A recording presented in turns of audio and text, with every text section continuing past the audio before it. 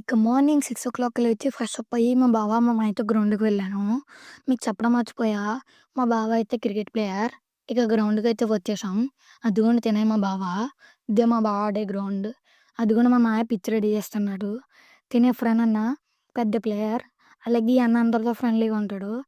ఇక మ్యాచ్ అయితే స్టార్ట్ అయింది. అదిగోండి మా బావ బ్యాటింగ్ ఆడుతున్నాడు. ఎవడైనా లూజ్ బాల్ బౌండరీ కొడతాడు. కానీ మా బావగాడు ఏ బాల్‌నన్నా బౌండరీ కొడుతున్నాడు.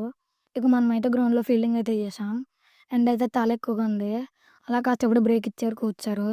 అయినా కోచర్ ఏం చేశారు, ఇంకా ఆ ఎండలో అయితే ఇంటికైతే బయలుదేరిపోయాం. ఇంక దారిలో థమ్సప్ తీసుకొని తాగేసి ఇంక ఇంటికైతే వెళ్ళి లంచ్ చేసి మళ్ళీ ఈవినింగ్ 4కి అయితే బయలుదేరిపోయాం.